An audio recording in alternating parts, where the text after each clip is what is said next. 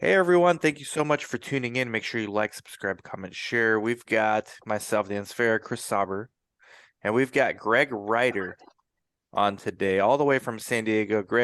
Chris Sauber is in Corona, California, and I am in Yuma, Arizona, just a hop, skip, and a jump east of where you are. So we're all like in the same region right now. But Greg is the CEO and founder of LaunchCart and marketing guru, uh, often referred to as the entrepreneur's best friend. We'll get into that. Greg Ryder. We'll see if that's true, Greg. Greg Ryder has spent Okay. Can be put to the test.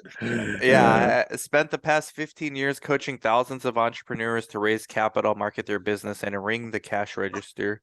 Who doesn't like this? He has over 30. If you can do that, you're our best friend too, Greg. He has That's over the goal. That's the 35 goal. 35 years of experience in corporate finance, capital formation, executive level management, mergers and acquisitions, software development, licensing, distribution, sales, and marketing. We have a lot to discuss with Greg, self-declared digital marketing guru. Greg has generated tens of millions of dollars in revenue using the exact strategies he teaches his seminars and keynotes across the countries. These days, he's on a mission to help celebrities and influencers accelerate their business growth. So, Chris, right up your alley, is going to help you grow, increase their revenues, and build brand equity through e-commerce and online digital marketing. Greg now spends his time focusing on his SaaS tech company, software as a service. For those of you that don't know, LaunchCart. The platform is an alternative to Shopify that gives entrepreneurs the ability to create on-demand e-commerce store with thousands of products available through the source and sell marketplace, where sellers will be able to sell products without inventory costs or fulfillment needs. This is going to be a good topic, Greg, because we're both entrepreneurs, and a lot of the audience have entrepreneurial tendencies if they're not full-fledged entrepreneurs yet. Very cool. Well, I appreciate you Entrepreneurship. having me, man. Yeah, thank you for coming on. I really appreciate it. Chris, do you have any questions to jump off with Greg? And then we can get into like entrepreneur life, because there's a So, lot to unpack there. so with LaunchCart, who's your primary competition again? Shopify. Shopify. Okay. Yeah, just decided to go right at the biggest. And then let's go ahead and add Amazon to that. So Okay. All of them. Are you making any inroads? yeah, no, we're doing really well. So we gotta, as you start to as I unpack the vision, anybody who has any experience with e-commerce and drop shipping and digital marketing, they always go, wow, wow, whoa. I've never heard that before. So we're really kind of, God's given me this vision to really make drop shipping and e-commerce efficient, and really change communities around the globe, and really lower the barrier of entry for people to make money online. And I'm all about, as you said, ringing the cash register and helping people with financial freedom, and Cha-ching. and basically putting themselves in a position where they control their life. All right, beautiful. I had a question and it just escaped my mind. Go ahead, Dan. I'll come back to mine. Yeah, ring the register. If the price is right, we could get you a whole living room. J Rock said that. That's a bar. Chris knows about those. Okay, entrepreneur life is it's not glamorous. Greg, like, people don't realize the downsides of it. And I know you're super, seems like from the first 5 minutes we've been talking, super optimistic person. But I think I would like to first talk about the downsides of being an entrepreneur, because whenever someone approaches me today, somebody approached me and Chris, hey, I want to start a CRO, and they think it's like so glamorous, like you're just gonna hop on planes and go meet with drug companies, and they can't wait to do their studies with you. And you realize, like, okay, it can be, but initially it's not how it is. Initially you're making sacrifices and you're getting the door slammed in your face. That's the reality. I use the term getting your teeth kicked in. Getting your Wow, teeth, there you much go. more pleasant. Gonna go on Much your better. Yeah. Much better. Visiting the dentist, getting another set of teeth. Yeah, so yeah. people don't understand that. Like, if you're not passionate about it, it's if you're just chasing a dollar, like especially in our industry in life sciences, I mean, if you don't have passion of what you're doing, like there's easier ways to make money than starting a research company. I'll tell you Yeah. that. You can just plug in lunch cart, probably like have an e-commerce store, and you're better off like, just having a solo practice than trying to do something fancy just because you think it's glamorous. Right. No, and let me take you back just a little bit. So to give a little context to this mindset that I have. So first, I was born to a really wealthy family. So you maybe read the book Rich Dad Poor Dad by Robert Of Kiyosaki. course. So I always tell people that book was written about me because I literally was born to a very wealthy family. My parents got divorced when I was 2. I went to live with my mom who got married, divorced, married, divorced, married, divorced. My dad taught me to invest when I was 19 years old, my rich dad.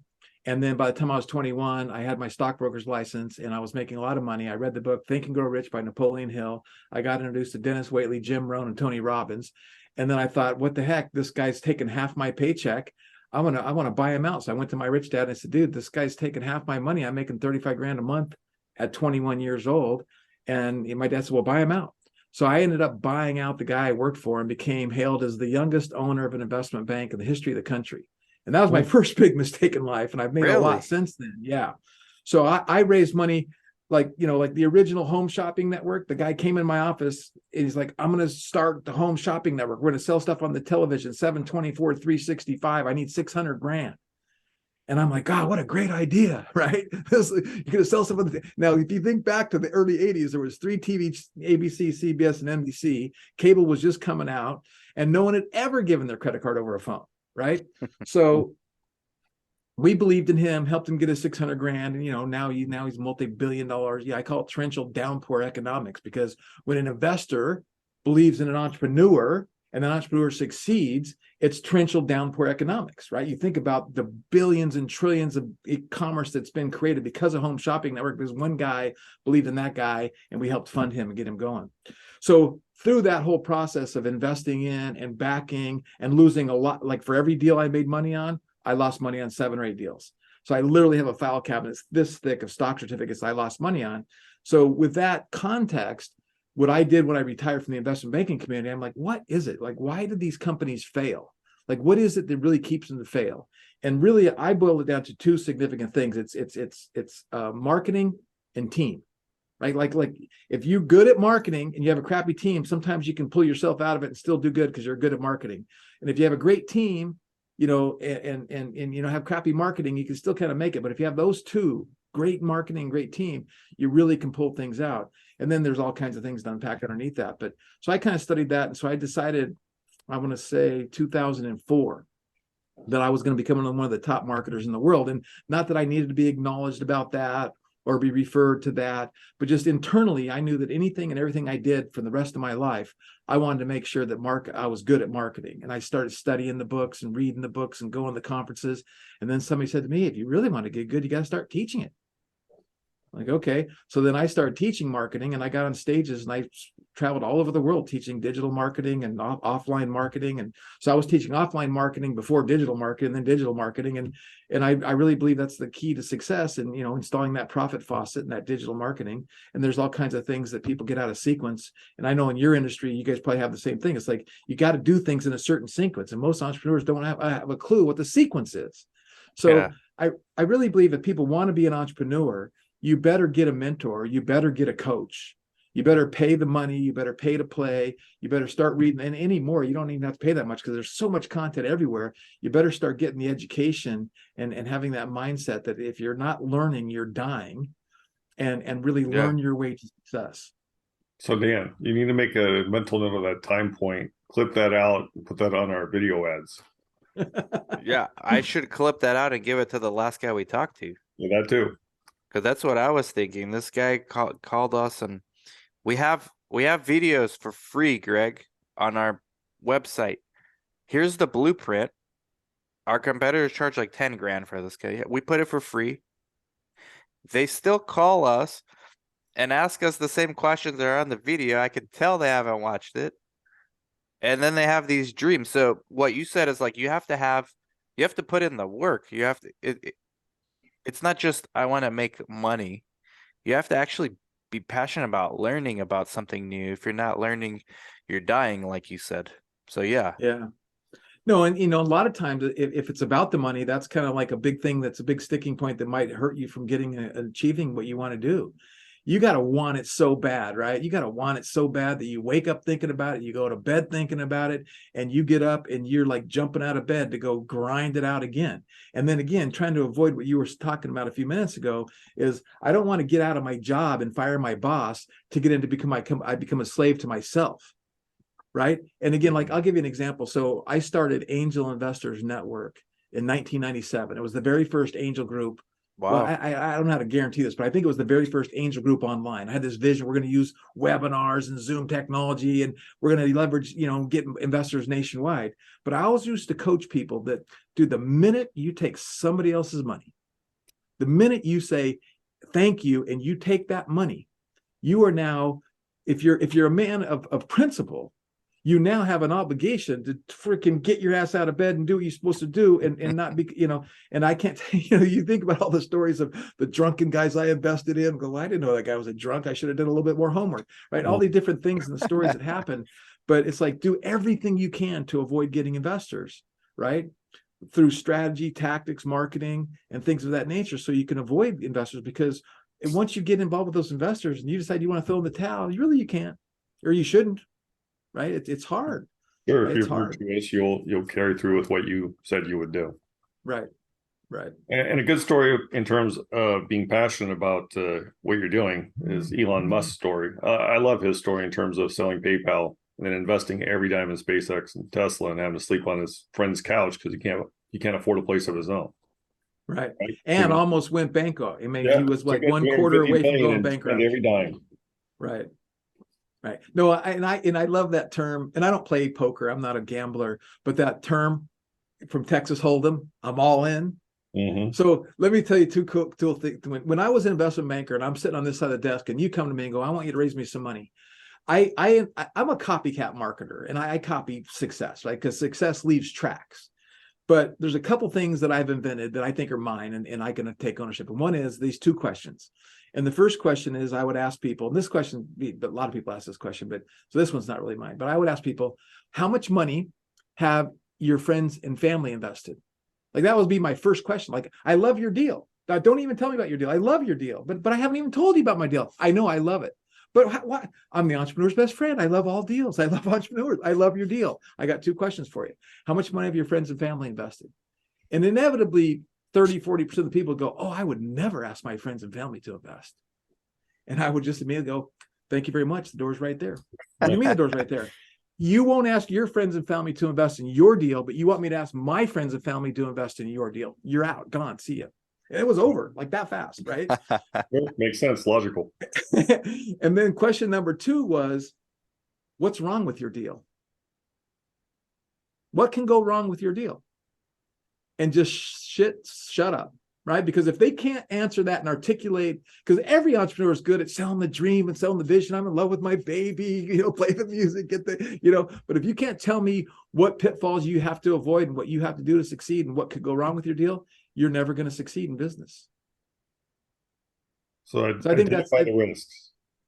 Yeah. I think that's really good advice for people to look at their business from somebody else's point of view, going, well, what happens if you don't get the funds, or what happens if you can't get that CFO, or what happens if you don't get those clinical trials? What you better be able to address those as we're discussing me writing you a check.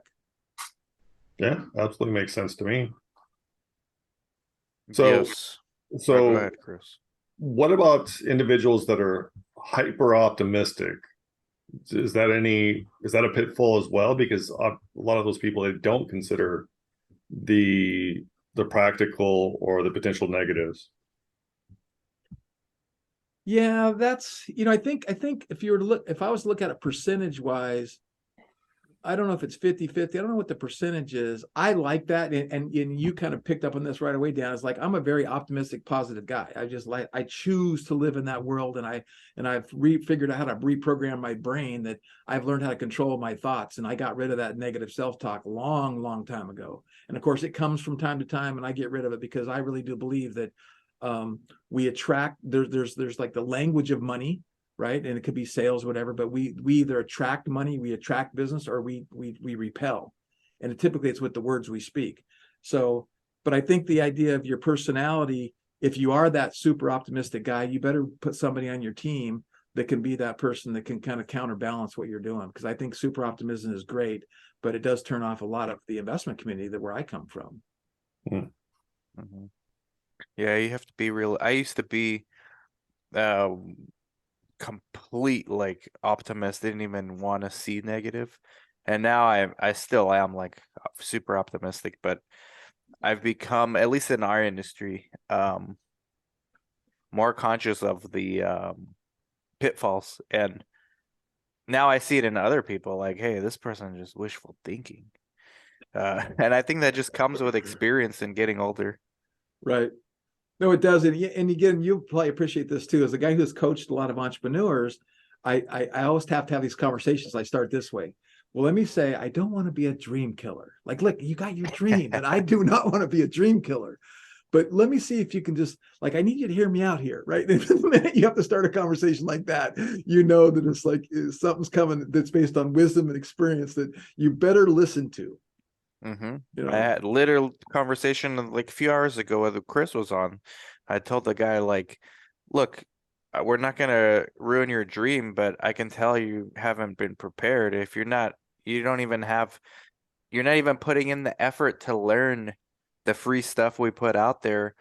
What makes you think you're gonna put in the effort to go and actually do real business stuff? Like learning is not business. Learning is preparing yourself to capitalize on the situations. It's not doing the business. A lot of people confuse learning with actual doing. Right. Like No, too and it's much of that. interesting. It's interesting. One of the things I teach in the marketing world is, people giving away some of their content. There's that free model, and then there's that ascension ladder up to a paid model. And it's constant across the board that when you give away content for free, most people don't consume it. They put it on the bookshelf in the back, and that's where it sits, right? They don't read the book. They don't listen to the tape. They don't go through the exercises. And so is that a conscious or a subconscious reaction to you get what you pay for? well, I think it's a commitment. So let me give you a story, quick story about that. So I met this lady that she was a rock star. Her name was Lisa Sasevich, and she did these events, and she would do these events, and it was a 3-day event, and the event was maybe $400. So there was a little bit of qualification to get in. And then, but at that event, she upsold a $25,000 package and a $50,000 package and a $100,000 package. And she'd do $1 million every 3-day event that I ever saw. It was amazing. And I'm like, and her spiel was, look, I could charge you $3,000 for this content. I could charge you $5,000 for this content. I could charge you $1,000 for this content. But I guarantee you this, if I charge you 25 grand, you will show up. And if you show up, you will get results. And when you get results, you will refer somebody else and you'll be successful. And I'll have a great resume of all these people I got success for. So I don't charge anything less than 25 grand. And I'm like, what a great mindset, right? Right. It instills dedication.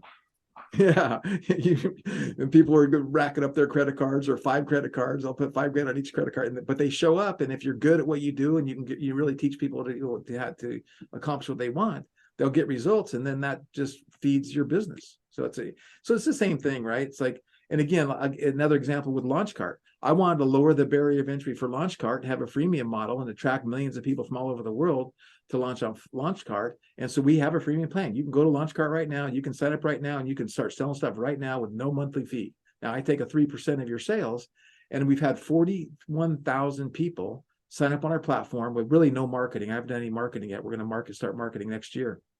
So 41,000 people we've attracted with that freemium model, but only 7,000 of them hooked up their payment processor.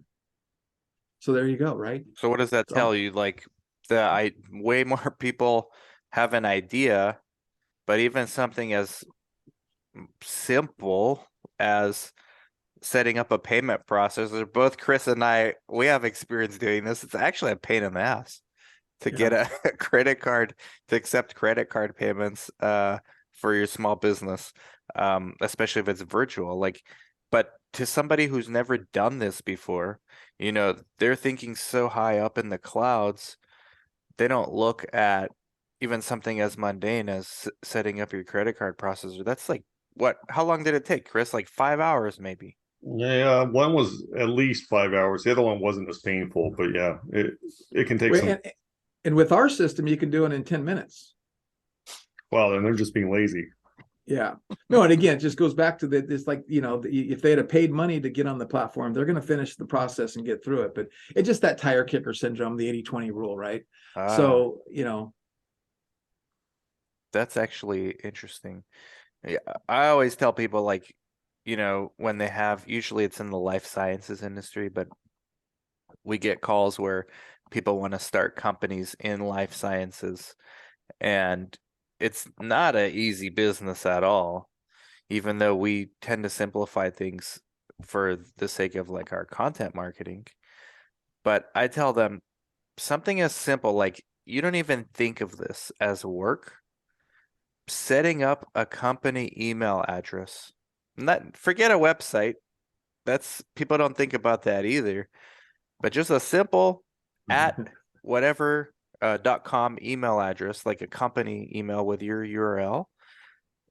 Try doing that. Just do that and see Right. how long it's going to take you. Figure out, you got to go to GoDaddy.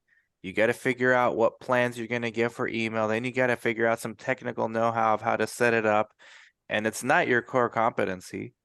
But if you're not even capable of doing that, how are you going to do everything else, like with this business? I mean, that's just something we don't even think about once it's set up. Like, oh, we have an email. Well, that's like 5-6 hours of work. Yeah, and you then even you even simplified that, because where most people get stuck is there's Namecheap, GoDaddy, HostGator, and 400 others. And it's like, well, which one should I choose? Exactly. Or even a step further, like, what name should I have? And people spend like hours thinking of, maybe years thinking of a good name for their company. Right. So, guys, there's work. And then the next thing, go back to sequence, right? There's sequence. Like, that's important. The name is important. And then what about trademarks? I can't tell you, we've worked with a lot of celebrities, and and some of these celebrities are just whales. Like Master P was an example. Like here's one of the first rappers, from way back when. Love and that guy. He sold like he was 750 million albums, or I mean, he was huge. He did not trademark Master P, nor did he own the domain masterp.com. And you're just going, that only cost you $1 million a year. Right. Wow. So you worked with Master P? Yeah. Wow, he's a cool dude. Yeah, no, he's awesome. He's a great businessman. Maybe other that's than trademarking. Exactly. Hey, everyone's got their. I always tell people, look, if it's not your genius, it's not your job. And that's the other thing too. Depending on where you're at with your finances, your own personal finances, if you can figure out what your genius is and figure out what you need to do, and then you can bring other people on your team or outsource other stuff to other people that is their genius, you can really, avoid a lot of pitfalls and get there faster. If it's not your genius, not your job. I agree. But when you're bootstrapping, and this is where the passion has to come in, because if it's not your genius, like setting up the email, right? It's most people, it's not their genius. Like, they don't know how to get a domain, connect it to an email server, set up the TTS pointer, all this technical stuff. It's almost nobody's genius, right? But when you're bootstrapping, you don't have money necessarily to outsource that. So you got to do it. If you can't YouTube something like that and take an hour of your time to learn how to do it, are you really passionate about what you're about to do, like the actual business? So that's where, like, I think passion comes in. I don't argue what your intent to your analogy is, right? The passion. But on the other hand, if you don't have the money to go pay somebody on $5 or $15 to set up your email for you, you shouldn't be starting. You shouldn't be starting a business. Fair point. Right. Fair point. That bootstrapping, when you're doing $80,000 negative month cash flow, that's bootstrapping, right? It's like, or $10,000 a month, whatever. But that's and again, a lot of people don't even heard of Fiverr, and Fiverr is one of the coolest platforms there is in the world. It's like, I love go to that Fiverr.com and you pay somebody that knows what they're doing to do it. Inflation did kick it up, though. They need to change their name, because I've been on there recently and nothing's $5. It's not 5 anymore. It's right. 20 now, 20 year. It's like 7 is the new 5, I think. on Fiverr. Yeah, well, Last time that I and checked. they let you do whatever. Well, you can do 40, you can do 60. It Oh used to yeah. be you can only do 5, but now they let you go up, which is awesome. Yeah, It's an yeah. awesome platform. I've So I've used it a bunch of times. It's amazing. Yeah, but even knowing about Fiverr, like, I mean, your passion has to take you a certain length, like past your limits, right? Like a lot of right, people, they want to quit their jobs to do business, but in their jobs, they're just confined to like this rigid framework. So they're not used to pushing outside their limit because they don't have to. Well, right. okay, it's fine to quit your job and go start a business, but guess what? You don't have a framework anymore. Like you you need to figure out your framework. Yeah. And be disciplined about everything you're doing, right? And it's Mm. like I have this other little teaching I do where I tell people I don't believe in time management, which is really a misnomer. I really do believe in time management, but I believe it in a reverse way. I believe in project and task management. Going, okay, what are the tasks and the projects that I have to accomplish? What are the tasks a part of that project? And what's really priority? Like, what should I be spending time on? Because the bottom line of it all is we all have too much to do. We all add more stuff to our to-do list than we're ever going to get done. So we have to say no to more stuff than we've ever said in our lives because of all the stuff going on around us. And if you're not managing your projects and your tasks, you're not going to accomplish your goals. And that goes back to sequence. What should be done first? Like first, your email example is perfect. It's like if you can't send out an email, am I really going to take you serious as a business owner? You're sending an email from Yahoo or you're using your AOL email address, really, as a business owner? So I mean, it's just about that sequence and putting things and then managing those tasks. And of course, you have to manage your time around those tasks. But I like the idea of managing projects and tasks. I Sure. like that. You have to prioritize. Yeah. Absolutely. One thing I've noticed, I don't know if it's because I'm getting older or what, but um I was always super ambitious, like even in my mid-20s when I first started realizing like I was an entrepreneur. I had it, I just never knew what it was called. And the first book I read was Rich Dad Poor Dad. I was like, hey, this is totally resonate with this. Like, yes, all of it.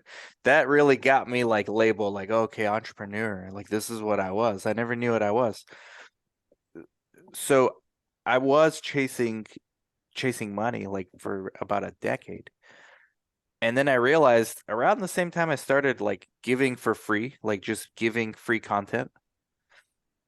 I started realizing that the less I care about chasing it, the quicker it comes. Right. Like, but how do you explain this to somebody who hasn't been through that? Because I totally get it now, but it's hard to articulate this to somebody starting out brand new. Well, and depending on where they are in their life cycle of their ideology or whatever you might want to call that, it's like I became a big believer in personal development. Starting out with, like I said, Think and Grow Rich, and then Jim Rohn and Dennis Waitley and Zig Ziglar and Brian Tracy, and then now we have, then you had the Bob Proctors of the world. And one of the ways I would answer what you just said is goes back to that energy that we emit, right? That maybe you don't know you emit it, but we all have an energy in an energy field, and that energy of scarcity, that energy of I need money, I need this now, that just like talks to people, in the ozone. I don't know how to explain it better than, just we don't have the right energy. But really kind of, and that comes back to, and I always tell people this, it really comes back to confidence. Like I'm a hang glider pilot, and I started hang gliding when I was 15 years old, 16, just before I turned 16. And I asked people, hey, would you go run off a cliff and fly around like a bird? Like, you're crazy. I'd never do that. I'm like, but if you really learned how you learned to hang glide, I learned how to hang glide on a little hill that was 100 foot here to here. And I went up and down the hill 500 times. And I came up the ground a foot and came up the ground 2 feet, came up the ground 5 feet. And I learned about the winds. And I spent, months and months and months learning. Right. And it's like, I didn't just go run off a cliff and jump off a cliff. Same thing with a business. You just go run and jump off a business with your business. Some of these guys do, man.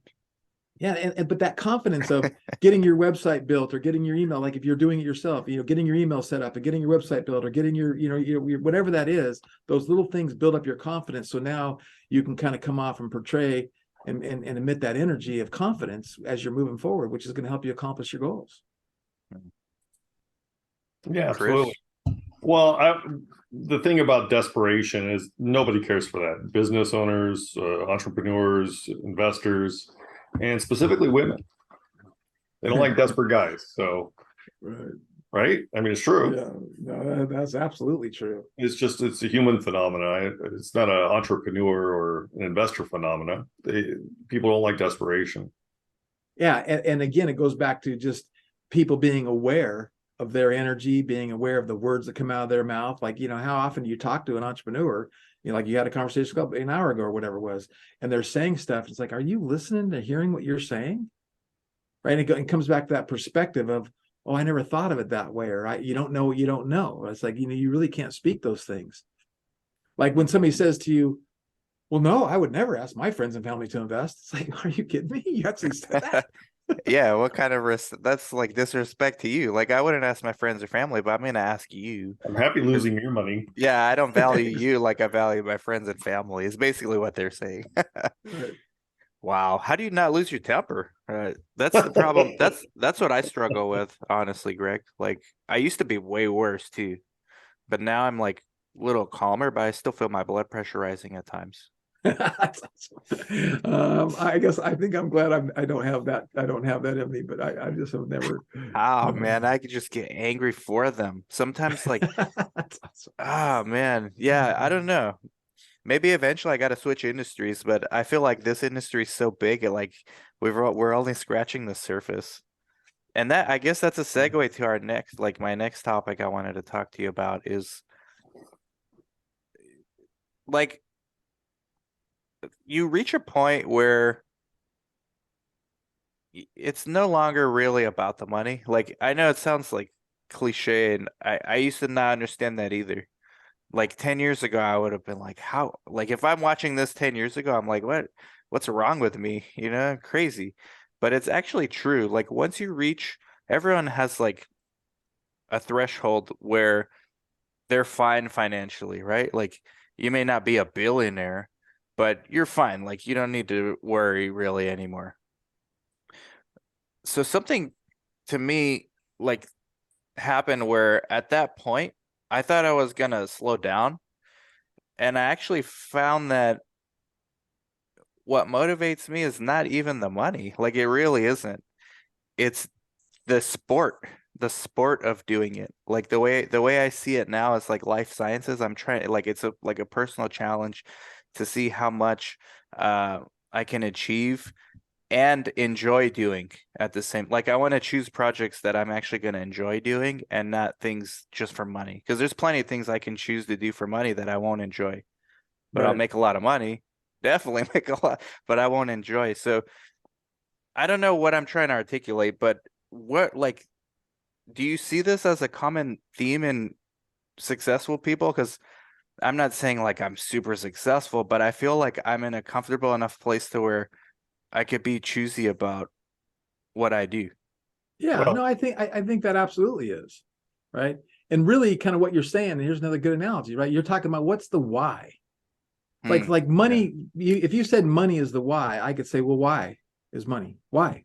Well, because I could have freedom, or I could buy a boat. So it's really the boat, right? And what's the boat? Well, that's fun, right? So you start going down that, well, why? Well, why? Well, why? Right? And it's like, I don't go to Home Depot and buy a drill because I want a drill. I want a hole that drill's going to make for me, right? So I need a drill to get the hole.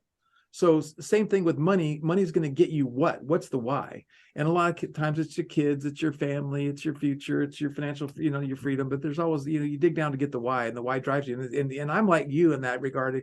To me, it's kind of like my competition. I was a fairly good athlete in high school and when I was younger, and I was very competitive. And to me, entrepreneurship is a very competitive landscape with yourself. Like I'm competing with myself to succeed and accomplish and invent and create. And that's one of my big driving whys. I just Hmm. love it. Yeah, I so guess the competition that's a good one because I I think don't. maybe that is one of my whys.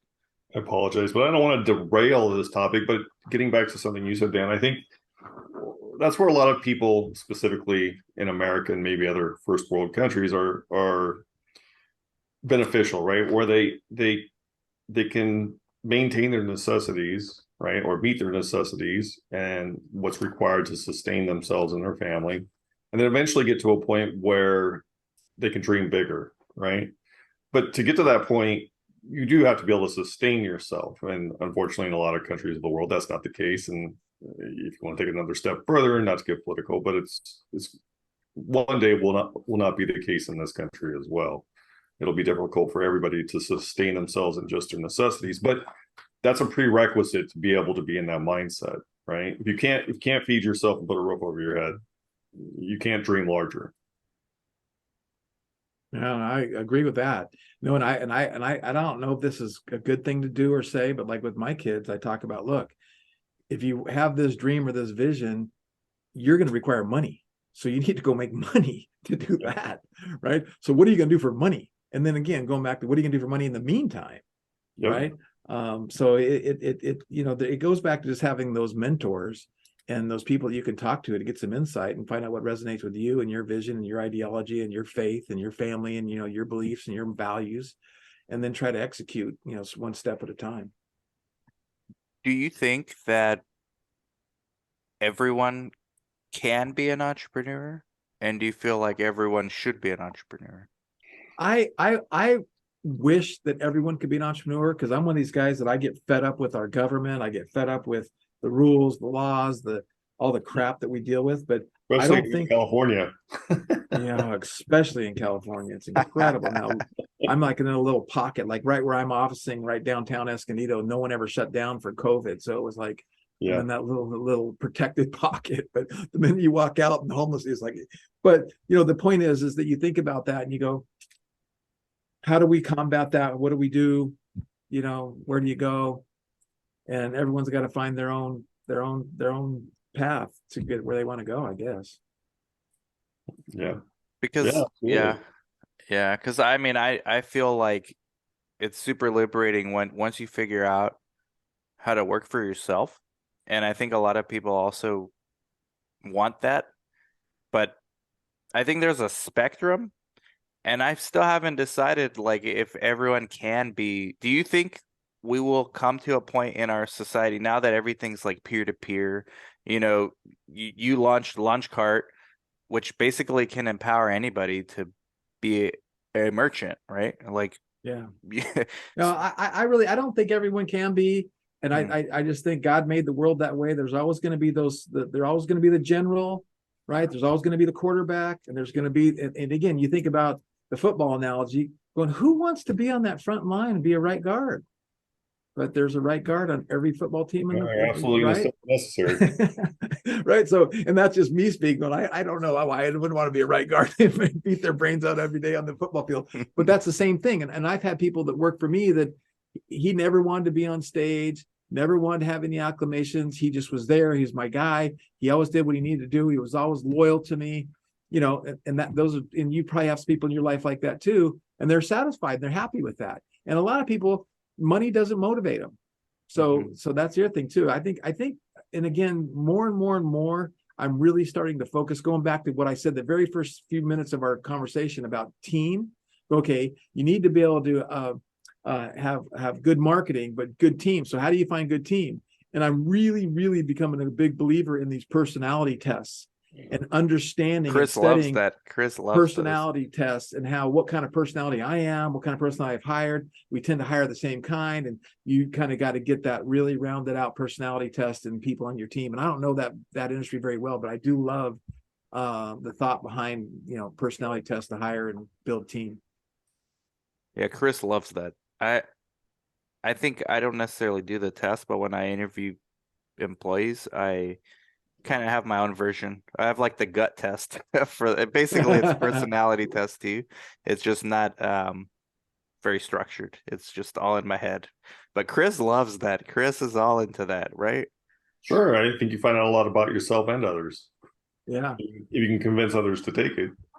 No, I actually took one of those personality tests, a really lengthy one, and within a couple sections of there's a couple pages where Greg doesn't like water talk, doesn't like small talk, and only wants to hear solutions. Don't ever come to him with problems. Talk to him about solutions. Right. So I'm like, that is me to a T. So I literally took that on my personality test. Whenever I hire people, I go, here, read this.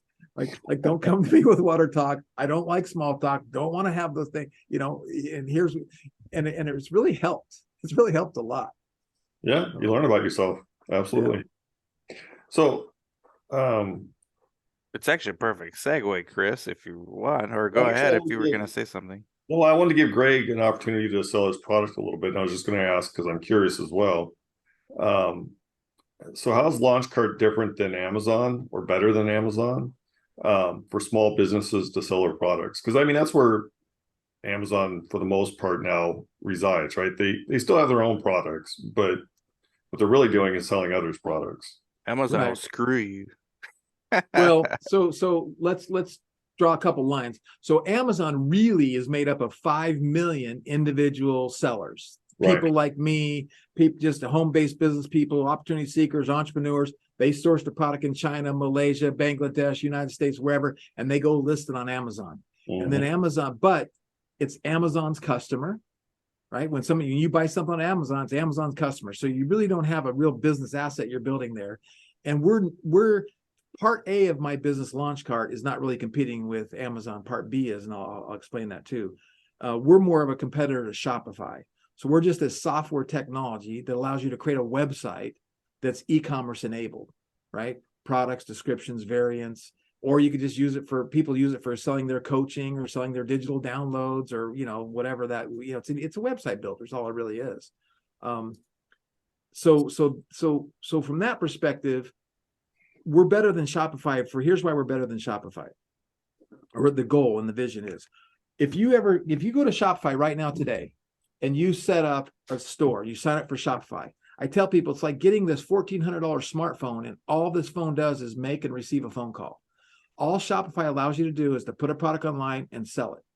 But if you want to do customer reviews, you got to go to the App Store, search customer reviews, 25 choices, pick one, download the app, install the app, configure the app.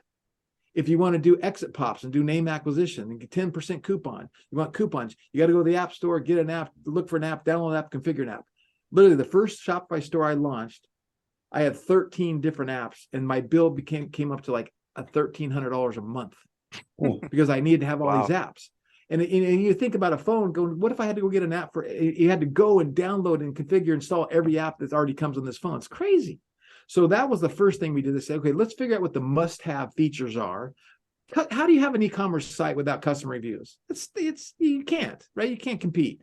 And so we said, okay, let's figure out these must-have features. So how do we do that? We went and studied Shopify and all their app store. And we the top 10 downloaded apps on Shopify are these 10. That's the most popular features. Let's build those features in natively. So now when you go sign up for Launchcart today, we already have customer reviews, name acquisitions, promotional bars. We already have those features. They're all built in. So we save you time, speed to market, and money. Part B is I'm a digital marketer. And I believe in these things called long-form sales pages, order bumps, upsells, downsells, cross-sells, anything I can do to increase my average order value and to increase the lifetime value of my customer. And so in order to do that, I have to have order bumps. I have to have upsells and downsells, right? So we built that technology in. So now we're one of the very few platforms in the world that has all these must-have features, and the only one I know of that has these, what I call revenue optimization features already built in. And then the third piece to that is I believe that we should have some innovative, forward-thinking features that no one else really has, like for live stream selling. Like we're doing a live thing right now. Hey, this is Greg, and I want to show you our new cell phone. It's got these features, that feature, that feature. Go ahead and click the button. So we've incorporated some live stream selling features, and we're also creating and launching next year some new stuff that's going to help you create video content to share on TikTok and Instagram and Pinterest and YouTube. And you click a button, it'll pull your pictures, it'll pull your titles, and it'll just make you all the video content, and you can share it out there. So that's the launch cart side of things. And then the part B side of things is I started to build this platform. And here's another little side note. Shopify is in that cancel culture. They've canceled thousands and thousands of sites. From Trump got canceled. I have a Republican candidate here in California that was selling T-shirts, hoodies, yard signs, and Shopify canceled his store because he's a Republican. It's like, are you kidding me? Really? So yeah, no, we have hundreds of politicians coming to us because they're getting their accounts shut down. But what I did during this is we started building, okay, I'm going to do drop shipping. Have you ever heard of drop shipping? Like you drop ship stuff from China? So we said, okay, I see some friends of mine doing like, $500,000 a month, it's drop shipping from China. Let me go see if I can do this, and we'll figure out what those pain points are, and we'll solve those pain points. I got into drop shipping. Our first month we did almost $1 million. Our second month we did $1.5 million. I did $17 million in about 8 months. We literally sold 400,000 people a product in 8 months, eight months, 9 months. Very Can nice. you imagine? We collected 400,000 credit cards and we never inventoried one piece of product.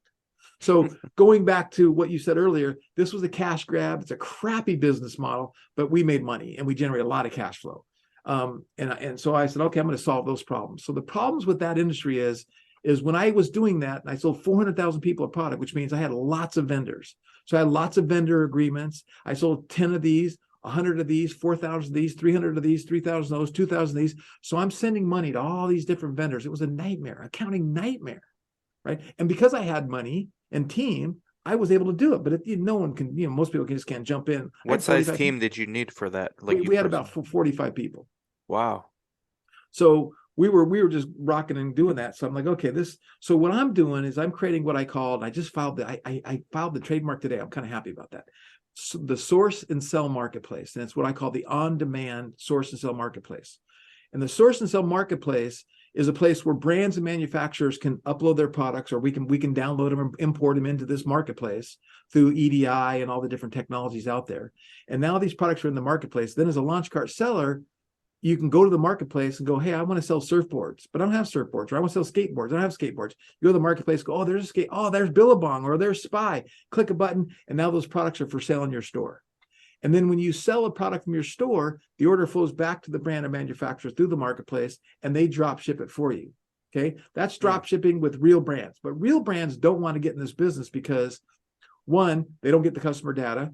Two, they don't get paid on immediately, and three, they're concerned about their brand. Like, I don't want people changing the titles and descriptions of my Spy sunglasses or my Louis Vuitton handbags, right?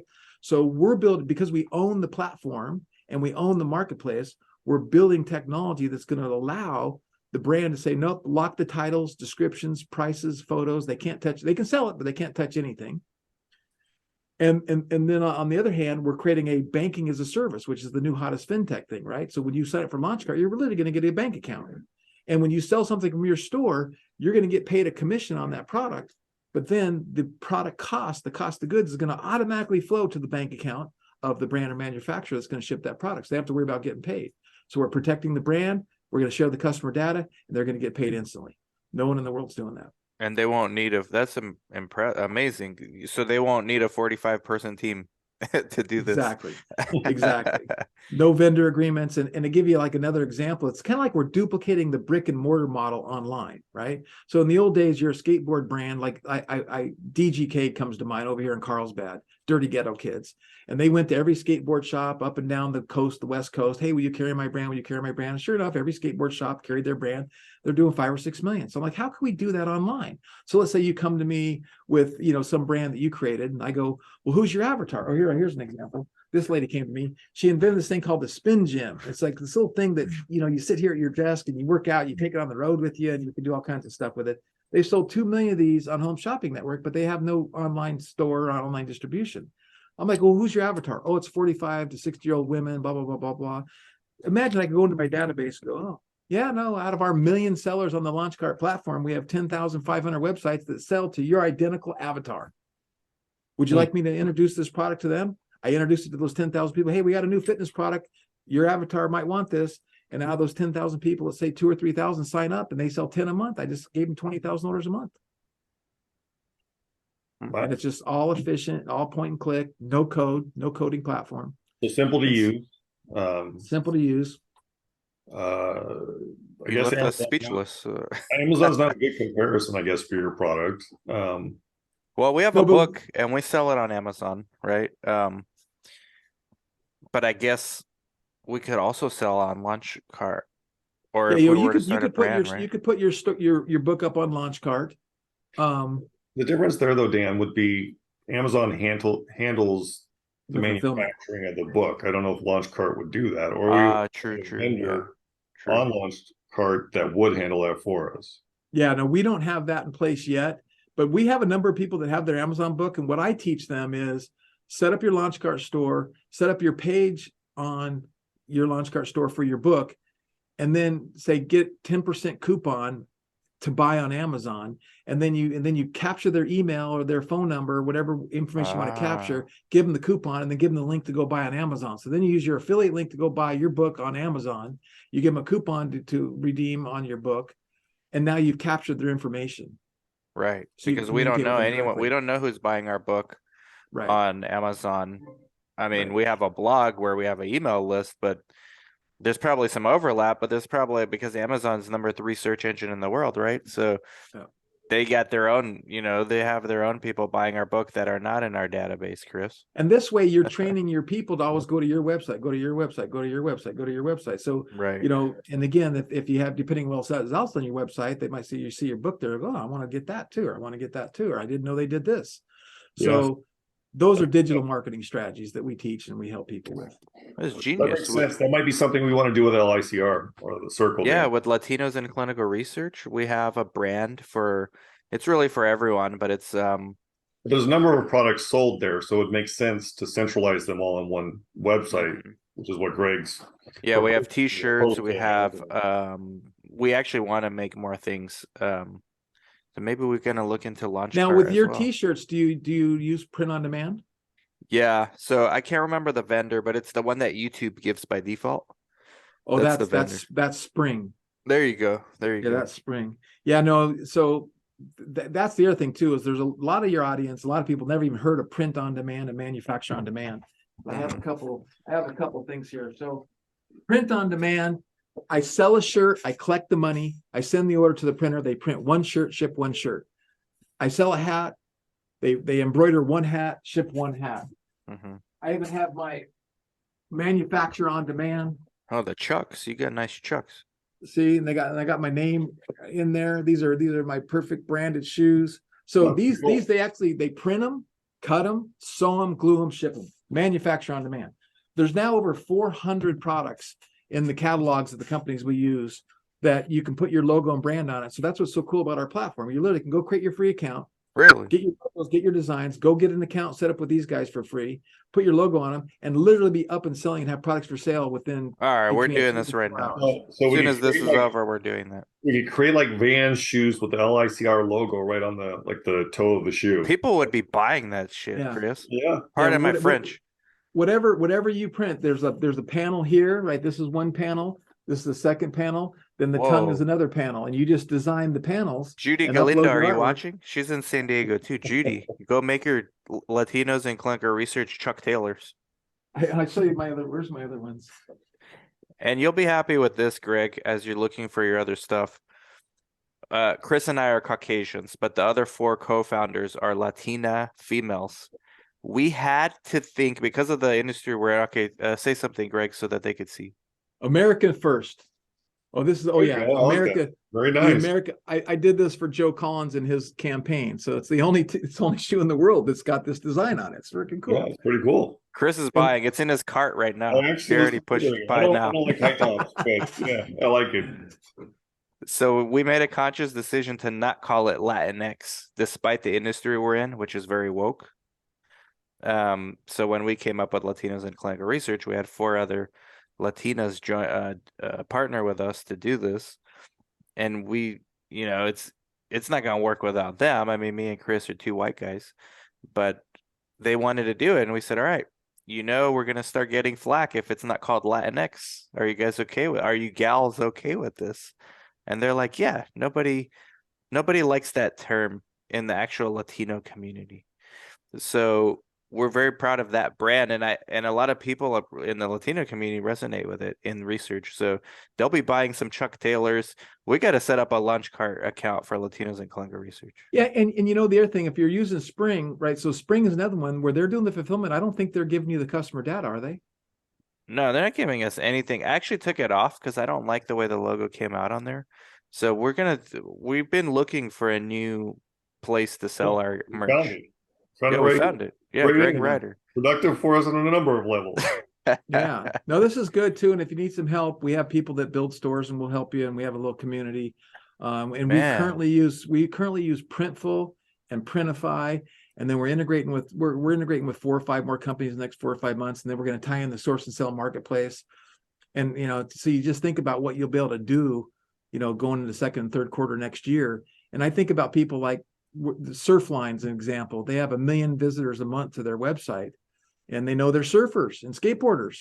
Well, we know that they buy Billabong and Spy, so we onboard those brands in the marketplace. You want to build a store, and they just start making money without having any fulfillment headaches, any inventory costs, any of that kind of stuff. So we're taking the drop shipping is already there, or the print on demand, manufacture on demand, and then incorporating that with drop shipping with real brands. We're going to be the bomb next year.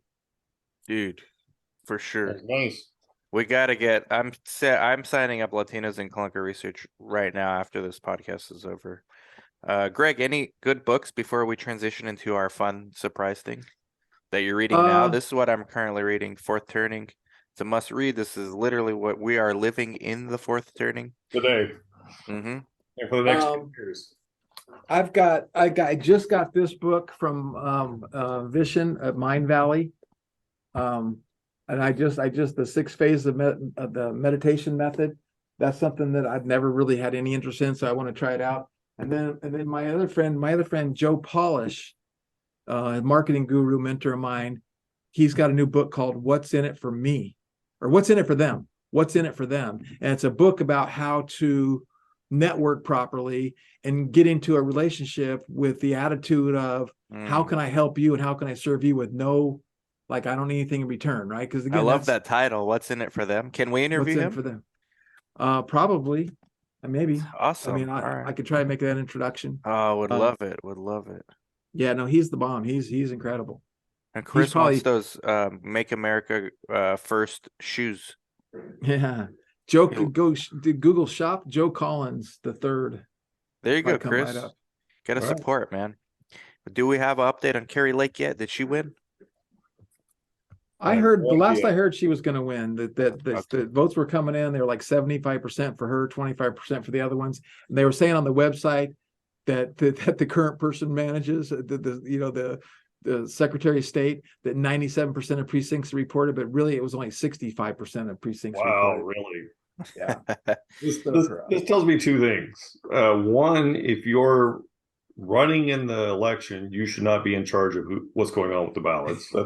How is that even okay with all these stupid laws we have? If this was any other country in the world, we would be complaining about it as a country. We'd be saying, what the hell's going on here? Well, with all these stupid laws we have, how is that not illegal? I mean, that's come on.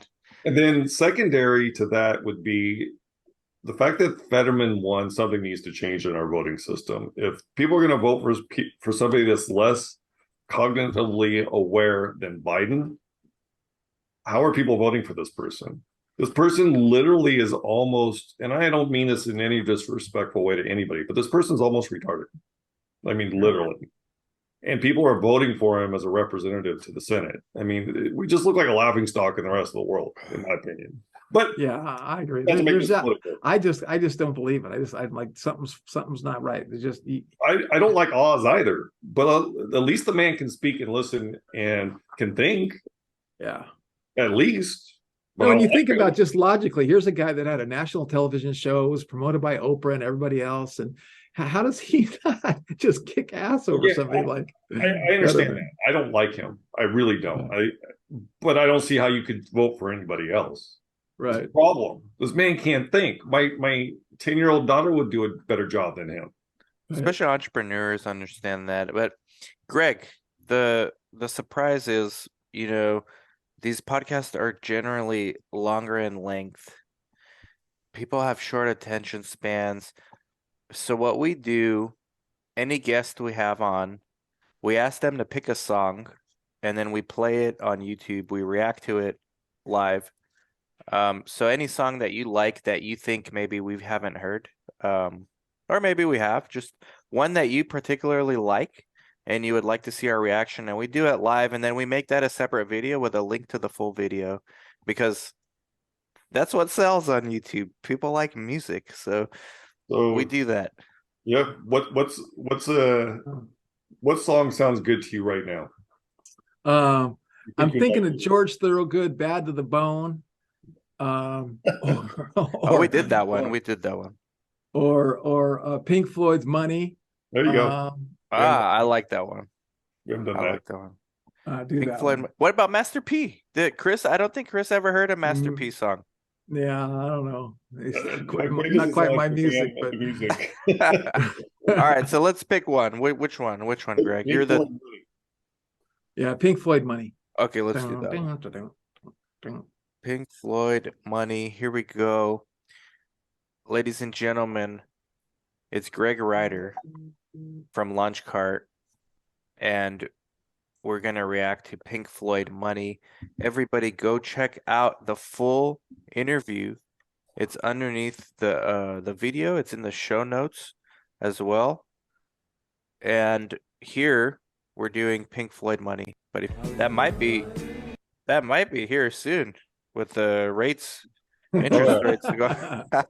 Cheaper to burn your cash than to burn your fuel. Dude, Man, that's 1981, right? That was the that's the year I'm year. born, man. That's the year I'm born. That's the year you were born. So that was the year I graduated from high school. 2 years later, I bought the firm I worked for. Or 3 years later, 1983 or four, when it was Wow. 1984. I bought the firm I worked for. So was this song like slapping in high school? Oh Like, yeah, oh yeah. of course, yeah. No, I'm surprised you haven't seen Pink Floyd. We grew up on Pink Floyd, Led Zeppelin, and Ted Nugent. That's what I probably said. Cat Scratch Fever, some Ted Nugent song. I love Ted Nugent. So my 2 cents on the video, anyhow. I like the part with the boots, the diamond workers checking to make sure there's no diamonds in their boots, and then the song itself. It's when that came out, things were a little bit more how they should be, at least in my opinion. I know in the 50s, I don't know what it was in the 80s, but in the 50s, I believe it was 40% of the wealth was held by 10% of the population. And it's probably a little bit more skewed in the 80s, but it's really gotten ridiculous as of late. So I see the complaint in that regard, right? Where 90% of the wealth is held by 5% of the population. That's a little bit severe. But in the 80s, it probably was about where it should be. Yeah. Yeah. I mean, as a capitalist, like, I'd like to read the opposite side. So there was this book. It was actually a really boring book, but a good one, Capital, written by a leftist. But it's very well researched, and he makes a lot of good cases for why mainly the French Revolution occurred, and it's this the distribution of wealth. Yeah, it got too skewed in one direction. So like, this is something where I think government, as much libertarian as I am, I think government should to some extent get involved when it gets skewed too much out of balance, because then you disrupt the social order. But that's just the wrong way to look at it, because in my opinion, because the government's actually the one that's causing this skewing. Yes. So you can't get the government involved. They make it worse with everything. Well, somebody's got to get involved then. I don't know. Because we can't just keep having revolutions every 200 years, or should we? That's what Franklin said. I think 200 years is necessary. Well, we're in it now. We're in it now, guys. So get your lunch cart while you can. Greg's staying quiet. He doesn't want to affect his product. Yeah, Greg. Exactly. Greg won't cancel you. Seriously, Greg won't cancel you. If you set up, unlike Shopify, where they've already have a track record of canceling business owners for what they're tweeting or other nonsense, Greg won't. Yeah. Like, this lunch cart. And let me say one other thing about that. So I just finalized this partnership. We're going to announce it next week with a company called Revere Payments. And it's a payment processor, did about 15 billion this year. And they've created a no cancel culture, Revere Payments, payment platform. And Good. so launchrevere.com, you can create it's like a form, take you literally 5-10 minutes to figure out, and you'd probably be approved within 24 hours. It works with LaunchCart. Wow. And they're Christian owned and basically patriots. And, you can do your CBD stuff. You can do your nutritional supplements. You can, because again, a lot of these payment processors, they won't let you run those kind of things. So they're merchant processing. They won't. They just cancel you out. Bunch of nonsense, man. I know. Chris, I don't know if you have time later, can you set us up for Latinos in research on LaunchCart? I'm not gonna have time today, but I could do it tomorrow. Okay. I'll definitely try today. If I can't, I'll let you know. All right. Ping me if you guys need any help. Thank you, Greg. Greg Ryder, everybody. Great interview, Greg. Thank you, Greg. Thanks, man. It's been a pleasure, man. We'll do it again whenever you want to come back. Let us know, and Yeah, we can't wait. All right, cool. Hey, and as a libertarian, do you know about Freedom Fest? Look up freedomfest.com. I've been sponsoring this libertarian event for 10 years, and it's the largest gathering of free minds in the world. It's awesome. It's once a year, and 4,000 or 5,000 libertarians converge, and they have great debates and great stuff. And it's run by a friend of mine named Mark Skousen. It's a great event, so you might like it. Wow. Since you're a higher up there, you need to let them know. Dan and I both agree with the fundamentals of their political stance. They need better people that they're trying to get elected. Yeah. Way to end it, Chris. Excellent. Greg Ryder. Well, that's worthy of a flip right there. All right, Greg guys, Ryder, I appreciate everybody. it, man. And I always end things this way. Got to do what I do. Wake up every day with an attitude of gratitude and tell somebody you love them. You'll have a better day. That's awesome. Like it. Thank you, man. Appreciate Thanks, it. man. Appreciate it, guys. Have a good Have a one. good rest of the day. All right, you too. All right. Bye-bye.